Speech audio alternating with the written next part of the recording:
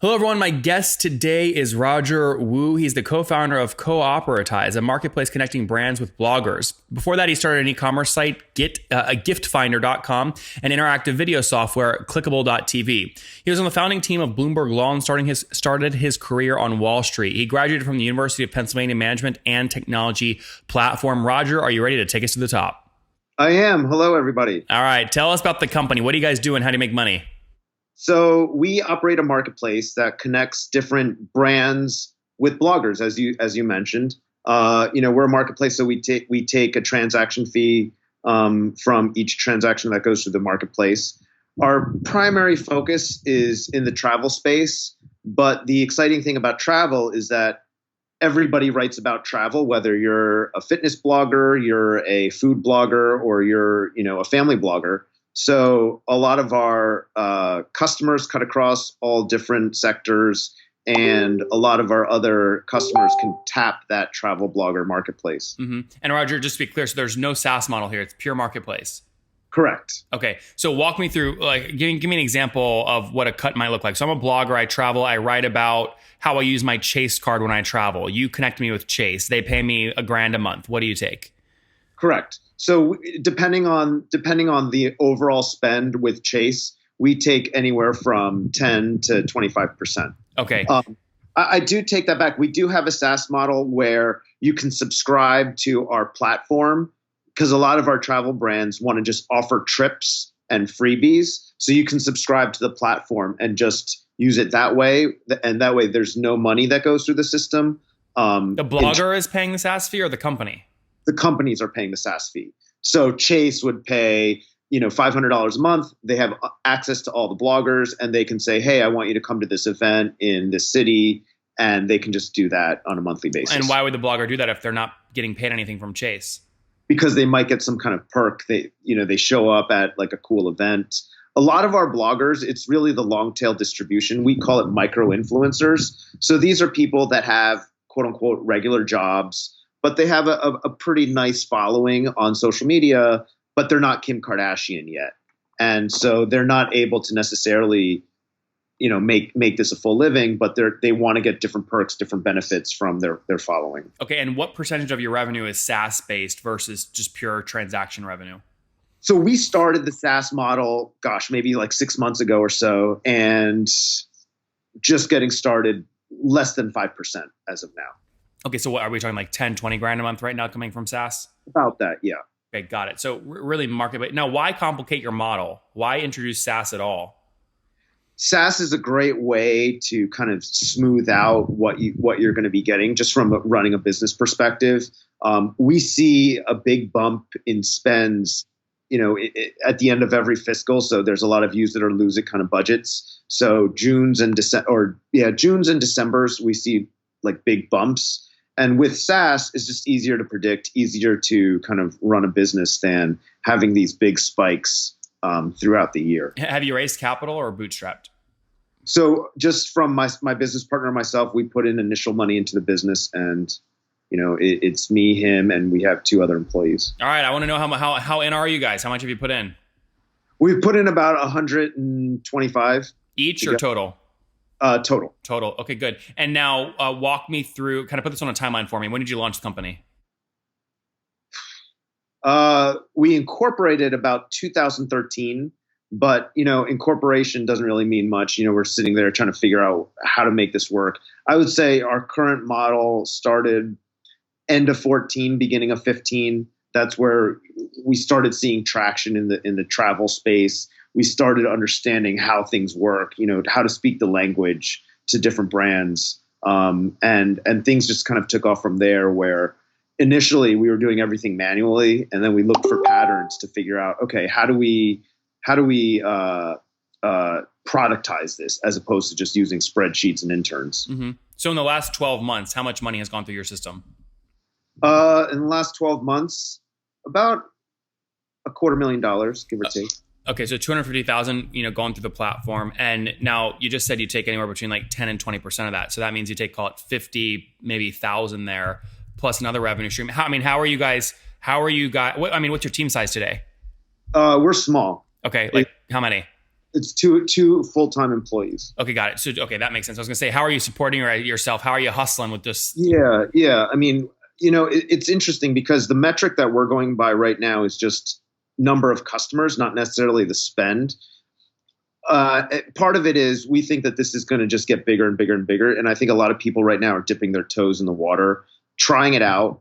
But what we want to do is be able to be there. Hey, we were the ones that, you spent $5,000 with us. Awesome. It worked. Now you're ready to kind of double down. Okay, you're just going to spend 25. How do you know if it worked?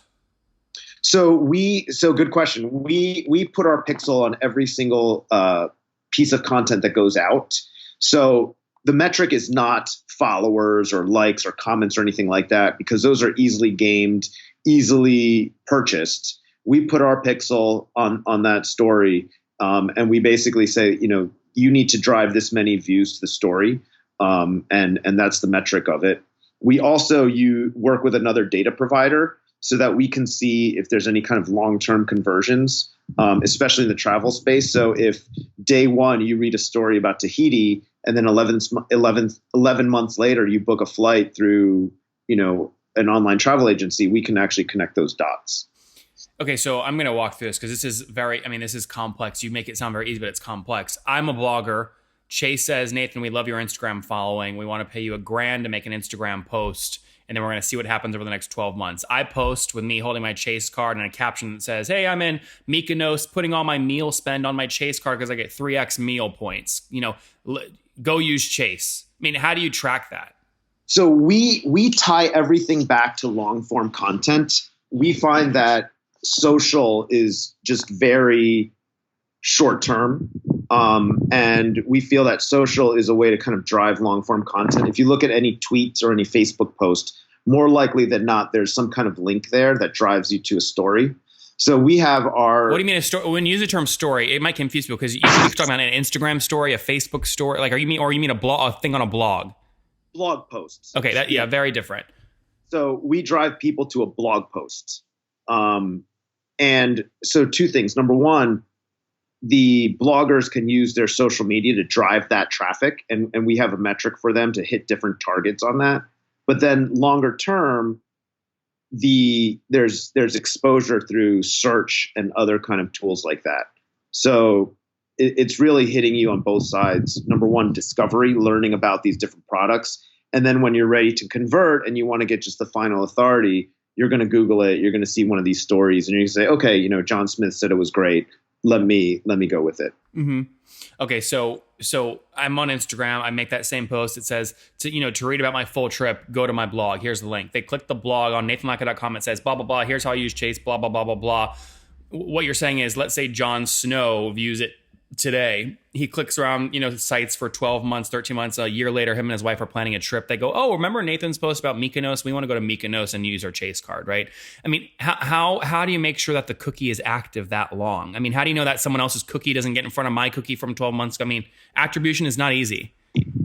It's not easy. So we do a couple different things. One of them is only on the destination side. So we work with a company that buys all the data across United.com, Kayak.com. I mean, you name it, Hilton.com. It's only for travel. And we see a win for us is not necessarily a purchase, because you're right, that cookie gets kicked out 1 billion times. A win for us is when you do a search. And the reason why is because somewhere undesirable, I could tell you all this great stuff about it and say that it's, $100 to go. You're still not going to want to go. But if there's a great destination, you're going to when you're finally convinced that you want to go, you're going to ask, well, how much does this cost? And that's the equivalent of doing a search on one of these online travel agencies. And maybe that flight is outside of your budget. But again, we demonstrated that there was interest in terms of, your intent to go to this destination. I mean, you understand my question, right? Like this is not like, you have picked a very, very, very difficult business to get into that, by the way, is also extremely complex. I'm just wondering like why you're still bullish on it after 4 years, 50,000 in revenue and a SaaS product that, probably has churned through the roof. Yeah. No, the space is definitely getting very crowded. I mean, the competition right now is everything from,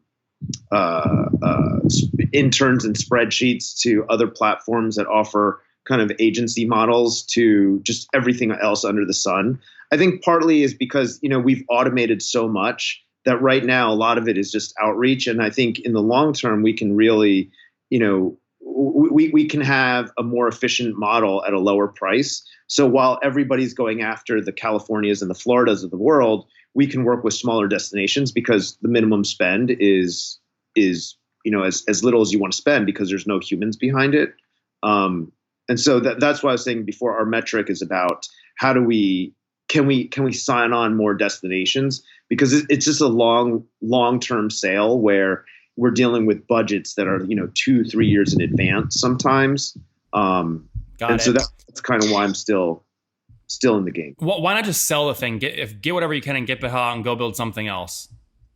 Maybe that's an alternative. I mean, we're open to all kinds of options. I think, maybe a route that we want to go down is raise some money and build out a sales team, possibly, or maybe it's finding an existing purchaser and helping that take. How many brands have put at least $100 through your platform? At least I want to say at least like 500. Okay. And how many influencers have made at least $100 on your platform over your life of the company? At least 5,000. Okay. All right. Yeah. So interesting marketplace. Yeah. The thing I found with marketplace is even when you look at like a Fiverr or like these guys is like once somebody finds someone they like working with in terms of a company they like working with, they typically end up taking it out of your marketplace. So you have to worry about one, making it all the difficulty in making the connection in the first place. And then secondly, if it turns out great, it makes sense for them to go around you to save 10 to 20%, right? So like it's just such a tough model. Yes. I think partly we realize that, and what we want to kind of put in place are different tools that fit into the workflow. So for example, one of the things that we do is when you start drafting the content, we have an AI that kind of reads the content for you and grades it. So if you're getting 100 pieces of content, you can quickly scan it. Hey, this is green, green, green, green. Oh, here's one that's orange. Let me take a look at it. Our technology to kind of track the reads of all the stories, where are these people coming from, how long are they staying on the site? Yep. We hope that those tools kind of hook you in, but it's still challenging. Yep. All right, Roger, let's wrap up here with the famous five. Number one, what's your favorite business book? Favorite business book? I just read Shoe Dog by Phil Knight. Number two, is there a CEO you're following or studying right now? I really like Jeff Bezos, but I think a lot of people do. Good question. Jeff is fine. Jeff is fine. Number three, what's your favorite online tool for building your business? Online tool, WordPress. Number four, how many hours of sleep do you get every night? 7. And what's your situation? Married, single, kids? Single. Single. No kiddos? No kids. All right. And how old are you, Roger? 41. 41. Last question. What do you wish your 20-year-old self knew? I wish my 20-year-old self would know the last 20 years in a quick slideshow. They would have access to my Twitter account. So what is something you wish you knew when you were 20? That everything is much harder than it seems. Guys, there you have it. Everything is much harder than it seems, from Roger, who is, building a great marketplace in a very hot space. But I don't really think anyone has really cracked the model on kind of influencer marketing, especially in a SaaS, going from marketplace to a SaaS company. So he's in it. He's playing the game. Launched in 2014. Him and his co-founder put in, call it 125, 130 grand between the both of them. They're doing, call it 10, 20 grand per month right now in terms of SaaS product revenue. Over the past 12 months, they've put about $250,000 through their kind of platform, connecting brands with influencers, of which they take about 20%. So there's 50,000 in revenue there as well. Roger, thank you for taking us to the top. Great. Thanks so much.